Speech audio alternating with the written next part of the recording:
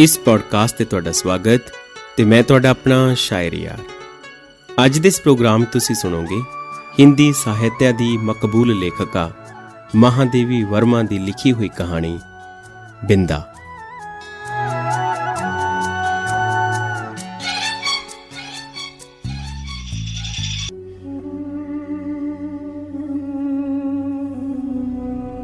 ਪੀਤ ਜਿਹੀਆਂ ਅੱਖਾਂ ਵਾਲੀ ਉਸ ਦੁਰਬਲ, ਛੋਟੀ ਅਤੇ ਆਪਣੇ ਆਪ 'ਚ ਸਿਮਟੀ ਕੁੜੀ ਉੱਤੇ ਨਿਗਾਹ ਮਾਰ ਕੇ ਮੈਂ ਆਪਣੇ ਸਾਹਮਣੇ ਬੈਠੇ ਸੱਜਣ ਨੂੰ ਉਹਨਾਂ ਦਾ ਭਰਿਆ ਦਾਖਲੇ ਦਾ ਫਾਰਮ ਵਾਪਸ ਕਰਦਿਆਂ ਕਿਹਾ, ਤੁਸੀਂ ਉਮਰ ਠੀਕ ਨਹੀਂ ਭਰੀ, ਇਹਨੂੰ ਸਹੀ ਕਰ ਲਓ, ਨਹੀਂ ਤਾਂ ਬਾਅਦ 'ਚ ਮੁਸ਼ਕਲ ਹੋ ਜਾਵੇਗੀ। ਨਹੀਂ ਜੀ, ਇਹ ਤਾਂ ਬੀਤੇ ਹਾੜ ਦੇ ਮਹੀਨੇ 'ਚ 14 ਵਰ੍ਹਿਆਂ ਦੀ ਹੋ ਗਈ ਹੈ। ਇਹ ਸੁਣਿਆ ਤਾਂ ਮੈਂ ਹੈਰਾਨ ਹੋ ਕੇ ਆਪਣੀ ਨਵੀਂ ਵਿਦਿਆਰਥਣ ਵੱਲ ਧਿਆਨ ਨਾਲ ਵੇਖਿਆ, ਜਿਹੜੀ 9 ਸਾਲਾਂ ਦੀ ਬੱਚੀ ਵਾਲੀ ਸਰਲ ਚੰਚਲਤਾ ਤੋਂ ਵਾਂਝੀ ਅਤੇ 14 ਸਾਲਾਂ ਦੀ ਜਵਾਨ ਕੁੜੀ ਵਾਲੇ ਸ਼ਰਮਾਏ ਉਤਸ਼ਾਹ ਤੋਂ ਅਣਜਾਣ ਸੀ। ਉਸ ਦੀ ਮਾਂ ਬਾਰੇ ਮੇਰੀ ਉਤਸੁਕਤਾ ਮੇਰੇ ਤੱਕ ਹੀ ਨਾ ਰਹਿ ਕੇ ਇੱਕ ਸਾਫ਼ ਪ੍ਰਸ਼ਨ ਹੀ ਬਣ ਗਈ ਹੋਣੀ ਹੈ, ਕਿਉਂਕਿ ਦੂਜੇ ਪਾਸਿਓਂ ਜ਼ਰਾ ਕੁੰਠਿਤ ਜਿਹਾ ਜਵਾਬ ਮਿਲਿਆ, ਮੇਰਾ ਦੂਜਾ ਵਿਆਹ ਹੈ ਅਤੇ ਤੁਹਾਨੂੰ ਤਾਂ ਪਤਾ ਹੀ ਹੋਵੇਗਾ। ਗੱਲ ਅਣਸੁਣੀ ਕਰਕੇ ਮੇਰਾ ਮਨ ਯਾਦਾਂ ਦੀ ਚਿੱਤਰਸ਼ਾਲਾ ਵਿੱਚ 2 ਯੁਗਾਂ ਤੋਂ ਵੱਧ ਸਮੇਂ ਤੋਂ ਭੁੱਲੀ ਦੱਬੀ ਬਿੰਦਾ ਜਾਂ ਵੰਦੇਸ਼ਵਰੀ ਦੀ ਧੁੰਦਲੀ ਜਿਹੀ ਤਸਵੀਰ ਤੇ ਉਂਗਲ ਰੱਖ ਕੇ ਕਹਿਣ ਲੱਗਾ, ਹਾਂ ਪਤਾ ਹੈ, ਬਿਲਕੁਲ ਪਤਾ ਹੈ। ਬਿੰਦਾ ਮੇਰੇ ਬਚਪਨ ਦੀ ਉਦੋਂ ਦੀ ਸਹੇਲੀ ਸੀ ਜਦੋਂ ਹਾਲੇ ਮੈਨੂੰ ਜੀਵਨ ਅਤੇ ਮਰਨ ਦਾ ਅਮਿੱਟ ਫਰਕ ਸਮਝ ਨਹੀਂ ਸੀ ਆਇਆ। ਆਪਣੇ ਨਾਨਾ ਨਾਨੀ ਦੇ ਸਵਰਗ ਚਲਾਣਾ ਕਰਨ ਬਾਰੇ ਸੁਣ ਕੇ ਮੈਂ ਬੜੇ ਗੰਭੀਰ ਚਿਹਰੇ ਅਤੇ ਪੂਰੇ ਯਕੀਨ ਨਾਲ ਸਾਰੇ ਘਰਦਿਆਂ ਨੂੰ ਦੱਸਿਆ ਸੀ ਕਿ ਜਦੋਂ ਮੇਰਾ ਸਿਰ ਕੱਪੜੇ ਰੱਖਣ ਵਾਲੀ ਅਲਮਾਰੀ ਨੂੰ ਛੋਹਣ ਲੱਗ ਪਵੇਗਾ, ਮੈਂ ਇੱਕ ਵਾਰ ਜ਼ਰੂਰ ਉਹਨਾਂ ਨੂੰ ਵੇਖਣ ਜਾਵਾਂਗੀ।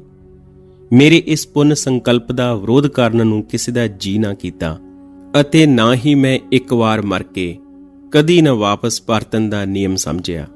ਐਸੀ ਹਾਲਤ 'ਚ ਆਪਣੇ ਛੋਟੇ-ਛੋਟੇ ਅਸਮਰੱਥ ਬੱਚਿਆਂ ਨੂੰ ਛੱਡ ਕੇ ਮਰ ਜਾਣ ਵਾਲੀ ਮਾਂ ਦੀ ਕਲਪਨਾ ਤਾਂ ਮੇਰੇ ਦਿਮਾਗ ਵਿੱਚ ਕਿੱਥੇ ਠਹਿਰਨੀ ਸੀ। ਮੇਰਾ ਤਾਂ ਹਾਲੇ ਦੁਨੀਆ ਦਾ ਤਜਰਬਾ ਵੀ ਬੜਾ ਛੋਟਾ ਜਿਹਾ ਸੀ।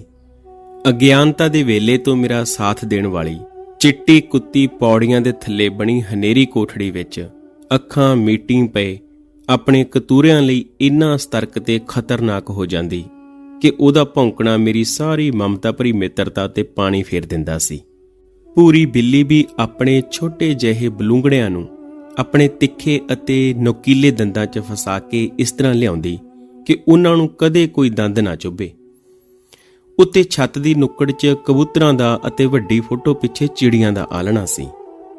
ਉਹਨਾਂ ਵਿੱਚ ਉਹਨਾਂ ਦੁਆਰਾ ਆਪਣੇ ਬੋਟਾਂ ਦੀਆਂ ਛੋਟੀਆਂ-ਛੋਟੀਆਂ ਚੁੰਝਾਂ 'ਚ ਦਾਣੇ ਅਤੇ ਕੀੜੇ ਮਕੌੜੇ ਭਰਦੇ ਮੈਂ ਉਹਨਾਂ ਨੂੰ ਕਈ ਵਾਰ ਵੇਖਿਆ ਸੀ। ਆਪਣੇ ਬੱਚੇ ਦੇ ਹਟਾਏ ਜਾਣ ਤੇ ਬਾਂ-ਬਾਂ ਕਰਕੇ ਪੂਰੇ ਘਰ ਵਿੱਚ ਇਹ ਖਬਰ ਫੈਲਾਉਣ ਵਾਲੀ ਆਪਣੀ ਸ਼ਿਆਮਾ ਗਾਂ ਦੀ ਤਕਲੀਫ ਵੀ ਮੇਰੇ ਲਈ ਕੋਈ ਭੇਦ ਨਹੀਂ ਸੀ। ਫਿਰ ਇੱਕ ਮੰਗਤੀ ਸੀ ਜਿਹੜੀ ਆਪਣੀ ਇੱਕ ਬੱਚੇ ਨੂੰ ਕੁੱਛੜ ਚੁੱਕੀ ਅਤੇ ਦੂਜੇ ਦੀ ਉਂਗਲ ਫੜੀ ਘਰ ਫਿਰਦੀ ਸੀ ਤਾਂ ਕਿ ਉਹਦੇ ਬੱਚਿਆਂ ਨੂੰ ਕੁਝ ਖਾਣ ਨੂੰ ਮਿਲ ਸਕੇ। ਗੱਲ ਇਹ ਹੈ ਕਿ ਇੱਕ ਚੀਜ਼ ਮੈਨੂੰ ਚੰਗੀ ਤਰ੍ਹਾਂ ਸਮਝ ਆ ਚੁੱਕੀ ਸੀ ਕਿ ਇਸ ਸੰਸਾਰ ਦਾ ਸਾਰਾ ਕਾਰੋਬਾਰ ਬਸ ਬੱਚਿਆਂ ਨੂੰ ਖਵਾਉਣ, ਪਿਆਉਣ ਅਤੇ ਸਵਾਉਣ ਲਈ ਚੱਲ ਰਿਹਾ ਹੈ। ਨਾਲੇ ਇਹ ਕਿ ਇਸ ਬਹੁਤ ਜ਼ਰੂਰੀ ਕੰਮ ਨੂੰ ਅੰਜਾਮ ਦੇਣ ਦਾ ਜ਼ਿੰਮਾ ਮਾਂ ਨਾਮ ਦੇ ਜੀਵ ਨੂੰ ਦਿੱਤਾ ਗਿਆ ਹੈ। ਬਿੰਦਾ ਦੀ ਵੀ ਤਾਂ ਮਾਂ ਸੀ ਜਿਸ ਨੂੰ ਅਸੀਂ ਪੰਡਤੈਣ ਚਾਚੀ ਤੇ ਬਿੰਦਾ ਨਵੀਂ ਮਾਂ ਕਹਿ ਕੇ ਬੁਲਾਉਂਦੀ ਹੁੰਦੀ ਸੀ।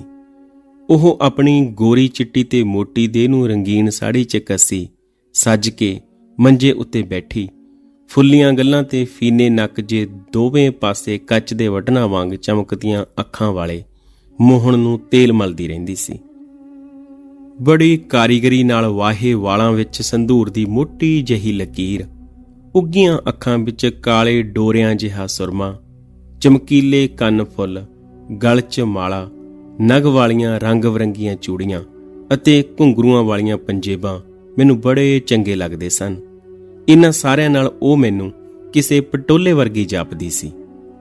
ਇਹ ਸਭ ਤਾਂ ਚਲੋ ਠੀਕ ਸੀ, ਪਰ ਉਸ ਦਾ ਵਿਹਾਰ ਬੜਾ ਅਜੀਬ ਜਿਹਾ ਹੁੰਦਾ ਸੀ। ਠੰਡ ਦੇ ਦਿਨਾਂ ਵਿੱਚ ਜਦੋਂ ਸਾਨੂੰ ਧੁੱਪ ਨਿਕਲਣ ਤੋਂ ਬਾਅਦ ਜਗਾਇਆ ਜਾਂਦਾ ਸੀ, ਗਰਮ ਪਾਣੀ ਨਾਲ ਮੂੰਹ ਹੱਥ ਧੁਆ ਕੇ ਊਨੀ ਕੱਪੜੇ, ਜੁਰਾਬਾਂ ਅਤੇ ਬੂਟ ਪਵਾ ਕੇ ਤਰਲੇ ਕਰ ਕਰ ਕੋਸਾ ਦੁੱਧ ਪਿਆਇਆ ਜਾਂਦਾ ਸੀ। ਉਦੋਂ ਗਵਾਂਢ ਦੇ ਘਰੋਂ ਪੰਡਤੈਣ ਚਾਚੀ ਦੀ ਆਵਾਜ਼ ਹੋਰ ਉੱਚੀ ਹੋ ਜਾਂਦੀ ਸੀ। ਜੇ ਉਸ ਦੇ ਗੱਜਣ ਵਸਣ ਦਾ ਕੋਈ ਮਤਲਬ ਪੱਲੇ ਨਾ ਪੈਂਦਾ ਤਾਂ ਮੈਂ ਉਸ ਨੂੰ ਸ਼ਿਆਮਾ ਗਾਂ ਦੇ ਰੰਭਣ ਵਰਗਾ ਪਿਆਰ ਦਾ ਪ੍ਰਦਰਸ਼ਨ ਵੀ ਸਮਝ ਸਕਦੀ ਸਾਂ, ਲੇਕਿਨ ਉਹ ਸ਼ਬਦਾਵਲੀ ਜਾਣੀ ਪਛਾਣੀ ਹੋਣ ਕਰਕੇ ਹੀ ਕੁਝ ਭੁਲੇਖਾ ਪਾਉਂਦੀ ਸੀ। ਉੱਠਦੀ ਹੈ ਕਿ ਮੈਂ ਆਵਾਂ? ਸੰਡੇ ਵਾਂਗ ਅੱਖਾਂ ਕੀ ਕੱਢਦੀ ਐ? ਮੋਹਣ ਦਾ ਦੁੱਧ ਗਰਮ ਕਰ, ਰੁੜ ਜਾਣੀ ਮਰਦੀ ਵੀ ਤੇ ਨਹੀਂ। ਅਤੇ ਆਦਿ ਸ਼ਬਦਾਂ ਚੋਂ ਜਿਹੜੀ ਕਠੋਰ ਧਾਰ ਵਗਦੀ ਸੀ ਉਹ ਮੇਰਾ ਅੱਲੜ ਮਨ ਸਮਝ ਵੀ ਲੈਂਦਾ ਸੀ। ਕਦੇ-ਕਦੇ ਮੈਂ ਕੋਠੇ ਤੇ ਖਲੋ ਕੇ ਉਸ ਘਰ ਦੀ ਕਥਾ ਸਮਝਣ ਦਾ ਯਤਨ ਕਰਦੀ ਤਾਂ ਮੈਨੂੰ ਗੰਦੀ ਮੰਦੀ ਧੋਤੀ 'ਚ ਬਸ ਬਿੰਦਾ ਹੀ ਵਿਹੜੇ ਤੋਂ ਲੈ ਕੇ ਚੌਂਕੇ ਤੱਕ ਭੰਬੀਰੀ ਵਾਂਗ ਨੱਚਦੀ ਦਿਸਦੀ। ਉਸ ਦਾ ਕਦੇ ਝਾੜੂ ਫੇਰਨਾ, ਕਦੇ ਚੁੱਲ੍ਹਾ ਬਾਲਣਾ, ਕਦੇ ਵਿਹੜੇ ਦੀ ਟੂਟੀ 'ਚੋਂ ਪਾਣੀ ਭਰਨਾ ਅਤੇ ਕਦੇ ਨਵੀਂ ਮਾਂ ਨੂੰ ਦੁੱਧ ਦੀ ਕੌਲੀ ਫੜਾ ਜਾਣਾ ਮੈਨੂੰ ਕਿਸੇ ਮਦਾਰੀ ਦੇ ਖੇਡ ਵਰਗਾ ਲੱਗਦਾ ਸੀ, ਕਿਉਂਕਿ ਮੇਰੇ ਲਈ ਉਹ ਸਾਰੇ ਕੰਮ ਕਰਨਾ ਨਾਮੁਮਕਿਨ ਸਨ। ਪਰ ਜਦੋਂ ਉਸ ਹੈਰਾਨ ਪਰੇਸ਼ਾਨ ਕਰ ਦੇਣ ਵਾਲੇ ਕੌਤਕ ਨੂੰ ਨਜ਼ਰ ਅੰਦਾਜ਼ ਕਰਕੇ ਚਾਚੀ ਦੀ ਖਰਵੀਂ ਆਵਾਜ਼ ਗੂੰਜਦੀ, ਜਿਸ ਵਿੱਚ ਕਦੇ-ਕਦੇ ਪੰਡਿਤ ਜੀ ਦੀ ਵੀ ਝਿੜਕ ਸ਼ਾਮਲ ਹੋ ਜਾਂਦੀ ਸੀ, ਤਦ ਮੈਂ ਪਤਾ ਨਹੀਂ ਕਿਹੜੇ ਦੁੱਖ ਦੀ ਛਾਂ ਨਾਲ ਘਿਰ ਜਾਂਦੀ ਸਾਂ, ਜਿਸ ਦੀਆਂ ਨਿਪੁੰਨਤਾ ਦੀਆਂ ਮਿਸਾਲਾਂ ਦੇ ਕੇ ਮੇਰਾ ਖਿਲੰਦੜਾਪਣ ਰੋਕਿਆ ਜਾਂਦਾ ਸੀ। ਉਹੀ ਬਿੰਦਾ ਆਪਣੇ ਘਰ 'ਚ ਕਿਹੜੀਆਂ ਚੁਲਬਲੀਆਂ ਕਰਦੀ ਸੀ, ਇਹ ਮੈਨੂੰ ਬੜੀ ਕੋਸ਼ਿਸ਼ ਕਰਕੇ ਵੀ ਸਮਝ ਨਹੀਂ ਸੀ ਆਉਂਦਾ। ਮੈਂ ਇੱਕ ਵੀ ਕੰਮ ਨਹੀਂ ਸਾਂ ਕਰਦੀ, ਉੱਤੋਂ ਦਿਨ ਰਾਤ ਸ਼ਰਾਰਤਾਂ। ਪਰ ਮੇਰੀ ਮਾਂ ਨੇ ਕਦੇ ਮੈਨੂੰ ਮਰ ਜਾਣ ਲਈ ਨਹੀਂ ਸੀ ਕਿਹਾ ਅਤੇ ਨਾ ਹੀ ਇਹ ਕਹਿ ਕੇ ਡਰਾਇਆ ਕਿ ਉਹ ਮੇਰੀਆਂ ਅੱਖਾਂ ਕੱਢ ਲਵੇਗੀ। ਮੈਂ ਇੱਕ ਵਾਰ ਆਪਣੀ ਮਾਂ ਨੂੰ ਪੁੱਛਿਆ ਵੀ ਸੀ ਕਿ ਚਾਚੀ ਤੇਰੇ ਵਰਗੀ ਹੈ? ਮਾਂ ਨੂੰ ਪਤਾ ਨਹੀਂ ਮੇਰੀ ਕਿੰਨੀ ਕੁ ਗੱਲ ਸਮਝ ਆਈ, ਪਰ ਉਸ ਦੇ ਛੋਟੇ ਜਿਹੇ ਜਵਾਬ ਹਾਂ ਨੇ ਨਾ ਮੇਰੀ ਸਮੱਸਿਆ ਹੱਲ ਕੀਤੀ ਅਤੇ ਨਾ ਹੀ ਮੇਰੀ ਉਲਝਣ ਦਾ ਇਲਾਜ। ਬਿੰਦਾ ਮੇਰੇ ਤੋਂ ਵੱਡੀ ਹੀ ਹੋਵੇਗੀ, ਪਰ ਉਸ ਦਾ ਗਿੱਠਾਪਣ ਦੇਖ ਕੇ ਇੰਜ ਜਾਪਦਾ ਸੀ ਜਿਵੇਂ ਕਿਸੇ ਨੇ ਉਸ ਨੂੰ ਉੱਤੋਂ ਦੱਬ ਕੇ ਕੁਝ ਛੋਟਾ ਕਰ ਦਿੱਤਾ ਹੋਵੇ। 2 ਪੈਸਿਆਂ ਦੀ ਸਸਤੀ ਜਿਹੀ ਡਫਲੀ ਦੇ ਉੱਤੇ ਝਿੱਲੀ ਵਰਗੇ ਪਤਲੇ ਮੜੇ ਚਮੜੇ ਵਾਲੇ ਅਤੇ ਹਰੀਆਂ ਨਾਸਾਂ ਦੀ ਝਲਕ ਦਿੰਦੇ ਉਸਦੇ ਲਿੱਸੇ ਹੱਥ ਪੈਰ ਕਿਸੇ ਅਣਜਾਣ ਡਰ ਨਾਲ ਸੁੰਨ ਰਹਿੰਦੇ ਸਨ। ਕਿਤੇ ਕੋਈ ਖੜਕਾ ਹੁੰਦਾ ਤਾਂ ਉਹ ਤਰਬਕ ਪੈਂਦੀ। ਪੰਡਤੈਣ ਚਾਚੀ ਦੀ ਆਵਾਜ਼ ਸੁਣਦਿਆਂ ਹੀ ਉਸਦੀ ਕੰਬਣੀ ਛਿੜ ਜਾਣਾ ਮੇਰੇ ਅਚੰਭੇ ਨੂੰ ਸਿਰਫ ਵਧਾ ਨਹੀਂ ਸਨ ਦਿੰਦੇ, ਬਲਕਿ ਉਸ ਨੂੰ ਇੱਕ ਖੌਫ ਵਿੱਚ ਬਦਲ ਦਿੰਦੇ ਸਨ। ਨਾਲੇ ਬਿੰਦਾ ਦੀਆਂ ਅੱਖਾਂ ਵੇਖ ਕੇ ਮੈਨੂੰ ਇੰਜ ਲੱਗਦਾ ਸੀ ਜਿਵੇਂ ਕੋਈ ਪੰਛੀ ਪਿੰਜਰੇ 'ਚ ਬੰਦ ਹੋਵੇ। ਇੱਕ ਵਾਰ ਉਸਨੇ 2-3 ਕਰਦਿਆਂ ਤਾਰੇ ਗਿਣਦੇ ਇੱਕ ਚਮਕਦਾਰ ਤਾਰੇ ਵੱਲ ਇਸ਼ਾਰਾ ਕੀਤਾ। ਉਹ ਵੇਖ ਮੇਰੀ ਮਾਂ। ਮੇਰੀ ਹੈਰਾਨੀ ਦਾ ਕੋਈ ਠਿਕਾਣਾ ਨਾ ਰਿਹਾ। ਕਿਉਂ? ਸਭ ਦੀ ਇੱਕ ਮਾਂ ਘਰੇ ਤੇ ਇੱਕ ਤਾਰਿਆਂ 'ਚ ਹੁੰਦੀ ਹੈ। ਬਿੰਦਾ ਨੇ ਉਸ ਦਿਨ ਆਪਣੇ ਗਿਆਨ ਦੇ ਖਜ਼ਾਨੇ 'ਚੋਂ ਮੈਨੂੰ ਕੁਝ ਮੋਤੀ ਦਿੱਤੇ ਅਤੇ ਮੈਨੂੰ ਸਮਝ ਆਇਆ ਕਿ ਜਿਸ ਮਾਂ ਨੂੰ ਰੱਬ ਆਪਣੇ ਕੋਲ ਬੁਲਾ ਲੈਂਦਾ ਹੈ ਉਹ ਤਾਰਾ ਬਣ ਕੇ ਉੱਤੋਂ ਬੱਚਿਆਂ ਨੂੰ ਦੇਖਦੀ ਰਹਿੰਦੀ ਹੈ। ਦੂਜੀ ਜਿਹੜੀ ਬਹੁਤ ਸੱਜ ਸਵਾਰ ਕੇ ਘਰ ਆਉਂਦੀ ਹੈ ਉਹ ਬਿੰਦਾ ਦੀ ਨਵੀਂ ਮਾਂ ਵਰਗੀ ਹੁੰਦੀ ਹੈ। ਮੇਰਾ ਦਿਮਾਗ ਥੋੜ੍ਹੀ ਕਿਤੇ ਹਾਰ ਨਹੀਂ ਸੀ ਮੰਨਦਾ, ਇਸ ਲਈ ਮੈਂ ਕੁਝ ਸੋਚ ਕੇ ਉਹਨੂੰ ਕਿਹਾ, ਤੂੰ ਇਦਾਂ ਕਿਉਂ ਨਹੀਂ ਕਰਦੀ ਕਿ ਆਪਣੀ ਨਵੀਂ ਮਾਂ ਨੂੰ ਪੁਰਾਣੀ ਮਾਂ ਕਹਿਣਾ ਸ਼ੁਰੂ ਕਰ ਦੇ? ਨਾ ਫਿਰ ਉਹ ਨਵੀਂ ਰਹੇਗੀ ਅਤੇ ਨਾ ਤੈਨੂੰ ਝਿੜਕੇਗੀ। ਬਿੰਦਾ ਨੂੰ ਮੇਰਾ ਸੁਝਾਅ ਕੁਝ ਜਚਿਆ ਨਹੀਂ, ਕਿਉਂਕਿ ਉਸਨੇ ਤਾਂ ਆਪ ਆਪਣੀ ਪੁਰਾਣੀ ਮਾਂ ਨੂੰ ਖੁੱਲੀ ਪਾਲਕੀ 'ਚ ਲੇਟ ਕੇ ਜਾਂਦੇ ਅਤੇ ਨਵੀਂ ਮਾਂ ਨੂੰ ਬੰਦ ਪਾਲਕੀ 'ਚ ਬਹਿ ਕੇ ਘਰ ਆਉਂਦੇ ਵੇਖਿਆ ਸੀ। ਇਸ ਲਈ ਉਹਦੇ ਵਾਸਤੇ ਕਿਸੇ ਨੂੰ ਵੀ ਖਾਰਜ ਕਰ ਦੇਣਾ ਔਖਾ ਕੰਮ ਸੀ। ਪਰ ਮੇਰਾ ਮਨ ਉਸ ਦੀ ਕਹਾਣੀ ਤੋਂ ਇੰਨਾ ਵਿਆਕੁਲ ਹੋਇਆ ਕਿ ਮੈਂ ਉਸੀ ਰਾਤ ਆਪਣੀ ਮਾਂ ਨੂੰ ਮਿੰਨਤ ਕੀਤੀ, ਮਾਂ ਤੂੰ ਕਦੇ ਤਾਰਾ ਨਾ ਬਣੀ, ਭਾਵੇਂ ਰੱਬ ਤੈਨੂੰ ਕਿੰਨਾ ਹੀ ਚਮਕੀਲਾ ਤਾਰਾ ਬਣਾਵੇ। ਮਾਂ ਵਿਚਾਰੀ ਮੇਰੀ ਗੱਲ ਤੇ ਹੈਰਾਨ ਹੋ ਕੇ ਵੀ ਕੁਝ ਨਾ ਬੋਲੀ, ਪਰ ਮੈਂ ਆਪ ਹੀ ਉਸ ਨੂੰ ਖੁੱਲ੍ਹ ਕੇ ਸਮਝਾ ਦਿੱਤਾ, ਨਹੀਂ ਤਾਂ ਪੰਡਤੈਣ ਚਾਚੀ ਵਰਗੀ ਕੋਈ ਨਵੀਂ ਮਾਂ ਪਾਲਕੀ 'ਚ ਬਹਿ ਕੇ ਆ ਜਾਵੇਗੀ ਤੇ ਫਿਰ ਮੇਰਾ ਦੁੱਧ, ਬਿਸਕੁਟ, ਜਲੇਬੀ ਸਾਰਾ ਕੁਝ ਬੰਦ ਹੋ ਜਾਵੇਗਾ, ਨਾਲੇ ਮੈਨੂੰ ਵੀ ਬਿੰਦਾ ਬਣਨਾ ਪਊਗਾ। ਮਾਂ ਨੇ ਕੀ ਜਵਾਬ ਦਿੱਤਾ ਉਹ ਤਾਂ ਚੇਤੇ ਨਹੀਂ, ਪਰ ਇੰਨਾ ਯਾਦ ਹੈ ਕਿ ਉਸ ਰਾਤ ਮੈਂ ਮਾਂ ਦੀ ਸਾੜੀ ਦਾ ਪੱਲਾ ਮੁੱਠੀ 'ਚ ਦੱਬ ਕੇ ਹੀ ਸੌਂ ਸਕੀ ਸਾਂ। ਬਿੰਦਾ ਦੇ ਅਪਰਾਧ ਤਾਂ ਮੇਰੇ ਕਦੇ ਪੱਲੇ ਨਹੀਂ ਪਏ, ਪਰ ਪੰਡਤੈਣ ਚਾਚੀ ਦੀ ਕਚਹਿਰੀ ਤੋਂ ਮਿਲਣ ਵਾਲੀ ਸਜ਼ਾ ਦੇ ਸਾਰੇ ਰੂਪ ਮੈਨੂੰ ਸਮਝ ਆ ਚੁੱਕੇ ਸਨ। ਗਰਮੀਆਂ ਦੀ ਦੁਪਹਿਰੇ ਮੈਂ ਬਿੰਦਾ ਨੂੰ ਵਿਹੜੇ ਦੀ ਸੜਵੀਂ ਜ਼ਮੀਨ ਤੇ ਵਾਰ-ਵਾਰ ਪੈਰ ਚੁੱਕਦਿਆਂ ਰੱਖਦਿਆਂ ਘੰਟਿਆਂ ਤੱਕ ਖੜੋਤੇ ਵੇਖਿਆ ਸੀ। ਚੌਂਕੇ ਦੇ ਥੰਮ ਨਾਲ ਪੂਰਾ ਦਿਨ ਬੰਨਿਆ ਵੇਖਿਆ ਸੀ। ਭੂਸੇ ਵਾਂਗ ਮੁਰਝਾਏ ਚਿਹਰੇ ਨਾਲ ਪਹਿਰਾਂ ਪਹਿਰ ਨਵੀਂ ਮਾਂ ਅਤੇ ਉਹਦੇ ਨਾਲ ਪੰਘੂੜੇ 'ਚ ਲੇਟੇ ਮੋਹਣ ਨੂੰ ਪੱਖਾ ਝੱਲਦਿਆਂ ਵੇਖਿਆ ਸੀ। ਨਾ ਸਿਰਫ ਗਲਤੀ ਦਾ, ਬਿਨਾਂ ਕਿਸੇ ਗਲਤੀ ਦਾ ਦੰਡ ਵੀ ਬਿੰਦਾ ਨੂੰ ਸਹਿਣਾ ਪੈਂਦਾ ਸੀ। ਇਸ ਕਰਕੇ ਜਦੋਂ ਪੰਡਤ ਜੀ ਦੀ ਰੋਟੀ ਦੀ ਥਾਲੀ 'ਚੋਂ ਪੰਡਤੈਣ ਚਾਚੀ ਦਾ ਕਾਲਾ ਮੋਟਾ ਤੇ ਘੁੰਗਰਾਲਾ ਵਾਲ ਮਿਲਿਆ ਤਾਂ ਵੀ ਸਜ਼ਾ ਬਿੰਦਾ ਨੂੰ ਹੀ ਮਿਲੀ। ਉਸਦੇ ਛੋਟੇ-ਛੋਟੇ ਆਪਣੇ ਹੱਥੀਂ ਨਾ ਧੋਤੇ ਜਾ ਸਕਣ ਵਾਲੇ ਆਕੜਾਂ ਵਾਲੇ ਸੁੱਕੇ ਵਾਲ ਵੀ ਮੈਨੂੰ ਆਪਣੀ ਕੁਦਰਤੀ ਭੂਰੀ ਰੰਗਤ ਅਤੇ ਕੋਮਲਤਾ ਦੀ ਵਜ੍ਹਾ ਨਾਲ ਬੜੇ ਚੰਗੇ ਲੱਗਦੇ ਸਨ। ਪਰ ਜਦੋਂ ਪੰਡਤੈਣ ਚਾਚੀ ਨੇ ਕੈਂਚੀ ਨਾਲ ਉਸਦੇ ਵਾਲਾਂ ਨੂੰ ਕੱਟ ਕੇ ਕੂੜੇ ਦੇ ਢੇਰ ਉੱਤੇ ਸੁੱਟ ਦਿੱਤਾ ਤੇ ਉਸਦੀ ਥਾਂ ਉਹਦੇ ਸਿਰ ਉੱਤੇ ਬਿੱਲੀ ਦੀਆਂ ਕਾਲੀਆਂ ਧਾਰੀਆਂ ਵਰਗੀਆਂ ਲਕੀਰਾਂ ਜੀਆਂ ਉੱਗਰ ਆਈਆਂ ਤਾਂ ਉਹਨਾਂ ਨੂੰ ਵੇਖ ਕੇ ਮੇਰਾ ਰੋਣਾ ਨਿਕਲ ਪਿਆ। ਪਰ ਬਿੰਦਾ ਐਵੇਂ ਅਡੋਲ ਬੈਠੀ ਰਹੀ ਜਿਵੇਂ ਉਸਦੇ ਵਾਲ ਅਤੇ ਸਿਰ ਦੋਨੋਂ ਹੀ ਨਵੀਂ ਮਾਂ ਦੇ ਹੋਣ। ਇੱਕ ਦਿਨ ਹੋਰ ਚੇਤੇ ਆਉਂਦਾ ਹੈ, ਚੁੱਲ੍ਹੇ ਤੇ ਚੜ੍ਹਿਆ ਦੁੱਧ ਉਬਲਣ ਵਾਲਾ ਸੀ। ਬਿੰਦਾ ਨੇ ਆਪਣੇ ਨਿੱਕੇ-ਨਿੱਕੇ ਹੱਥਾਂ ਨਾਲ ਗਰਮ ਪਤੀਲਾ ਉਤਾਰ ਤਾਂ ਲਿਆ, ਪਰ ਉਹ ਉਸਦੀਆਂ ਉਂਗਲਾਂ 'ਚੋਂ ਛੁੱਟ ਕੇ ਡਿੱਗ ਪਿਆ। ਖੌਲ ਦੇ ਦੁੱਧ ਨਾਲ ਜਲੇ ਆਪਣੇ ਪੈਰਾਂ ਸਮੇਤ ਦਰਵਾਜ਼ੇ ਨਾਲ ਲੱਗੀ ਬਿੰਦਾ ਦਾ ਰੋਣਾ ਵੇਖ ਕੇ ਮੈਂ ਹੱਕੀ-ਬੱਕੀ ਰਹਿ ਗਈ।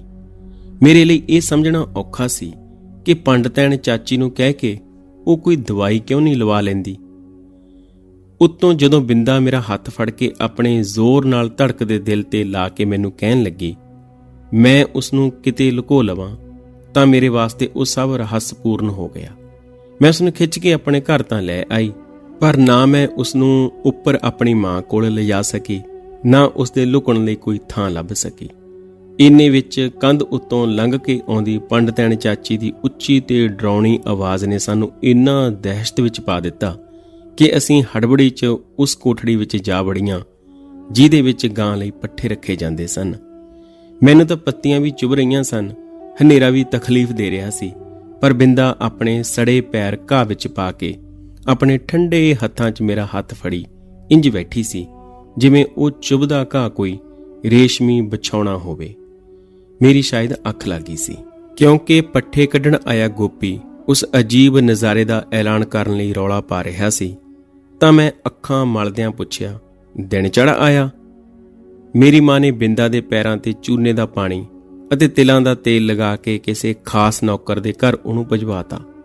ਬਿੰਦਾ ਨਾਲ ਫੇਰ ਕੀ ਗੁਜ਼ਰੀ ਉਹ ਤਾਂ ਪਤਾ ਨਹੀਂ, ਪਰ ਇੰਨਾ ਮੈਨੂੰ ਪਤਾ ਸੀ ਕਿ ਪੰਡਤੈਣ ਚਾਚੀ ਦੇ ਨਿਆਂ ਵਿਧਾਨ 'ਚ ਨਾ ਕੋਈ ਖਿਮਾ ਦੀ ਥਾਂ ਸੀ ਅਤੇ ਨਾ ਕੋਈ ਅਪੀਲ ਦਾ ਹੱਕ। ਕੁਝ ਦਿਨ ਬਿੰਦਾ ਨੂੰ ਮੈਂ ਘਰ ਦਾ ਕੋਈ ਕੰਮ ਕਰਦਿਆਂ ਨਹੀਂ ਵੇਖਿਆ। ਮੇਰੀ ਮਾਂ ਨੇ ਮੇਰਾ ਉਸਦੇ ਘਰ ਜਾਣਾ ਰੋਕ ਦਿੱਤਾ ਸੀ, ਪਰ ਉਹ ਆਪ ਕਦੇ-ਕਦੇ ਅੰਗੂਰ ਤੇ ਸੇਬ ਲੈ ਕੇ ਉੱਥੇ ਜ਼ਰੂਰ ਜਾਂਦੀ ਸੀ। ਬੜੀ ਖੁਸ਼ਾਮਦ ਕਰਵਾ ਕੇ ਨੌਕਰਾਣੀ ਰੂਕੀਆ ਨੇ ਮੈਨੂੰ ਦੱਸਿਆ ਕਿ ਉਹਨਾਂ ਦੇ ਘਰ ਮਹਾਰਾਣੀ ਆਈ ਹੋਈ ਹੈ। ਜਦੋਂ ਮੈਂ ਪੁੱਛਿਆ ਕਿ ਉਹ ਮੈਨੂੰ ਨਹੀਂ ਮਿਲ ਸਕਦੀ ਤਾਂ ਮੂੰਹ 'ਚ ਕੱਪੜਾ ਠੂਸ ਕੇ ਉਹ ਹਾਸਾ ਰੋਕਣ ਲੱਗ ਪਈ। ਜਦੋਂ ਮੇਰੀ ਸ਼ੰਕਾ ਦਾ ਕੋਈ ਹੱਲ ਨਾ ਨਿਕਲਿਆ ਤਾਂ ਮੈਂ ਇੱਕ ਦਿਨ ਦੁਪਹਿਰੀ ਸਭ ਦੀ ਨਜ਼ਰ ਬਚਾ ਕੇ ਬਿੰਦਾ ਦੇ ਘਰ ਜਾ ਪਹੁੰਚੀ। ਥੱਲੇ ਦੇ ਸੁਨਸਾਨ ਹਿੱਸੇ 'ਚ ਬਿੰਦਾ ਕੱਲੀ ਮੰਜੀ ਤੇ ਲੰਮੀ ਪਈ ਸੀ। ਅੱਖਾਂ ਜਿਵੇਂ ਖੱਡਿਆਂ ਵਿੱਚ ਧਸ ਗਈਆਂ ਸਨ, ਮੂੰਹ ਦਾਣਿਆਂ ਨਾਲ ਭਰ ਕੇ ਹੋਰ ਹੀ ਤਰ੍ਹਾਂ ਦਾ ਹੋ ਗਿਆ ਸੀ ਅਤੇ ਮੈਲੀ ਚਾਦਰ ਹੇਠ ਛੁਪਿਆ ਮਾੜਾ ਜਿਹਾ ਸਰੀਰ ਬਿਸਤਰੇ ਤੋਂ ਵੱਖ ਨਹੀਂ ਸੀ ਦਿਸਦਾ।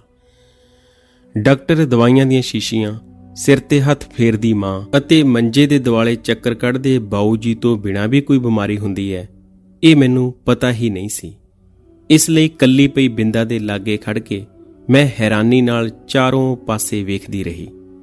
ਬਿੰਦਾ ਨੇ ਆਪ ਹੀ ਕੁਝ ਇਸ਼ਾਰਿਆਂ ਨਾਲ ਤੇ ਕੁਝ ਆਸਪਸ਼ਟ ਸ਼ਬਦਾਂ 'ਚ ਦੱਸਿਆ ਕਿ ਨਵੀਂ ਮਾਂ ਮੋਹਣ ਨਾਲ ਉਤਲੇ ਹਿੱਸੇ 'ਚ ਰਹਿੰਦੀ ਹੈ।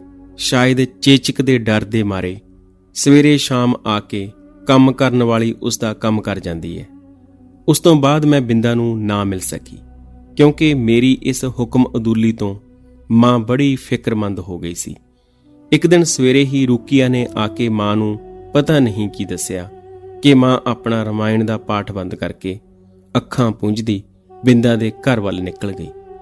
ਜਾਣ ਲੱਗਿਆਂ ਉਹ ਮੈਨੂੰ ਬਾਹਰ ਨਾ ਨਿਕਲਣ ਦੀ ਤਾਕੀਦ ਕਰ ਗਈ, ਜਿਸ ਕਰਕੇ ਮੇਰਾ ਇੱਧਰ ਉੱਧਰ ਝਾਕਾ ਝਾਂਕੀ ਕਰਨਾ ਜ਼ਰੂਰੀ ਹੋ ਗਿਆ।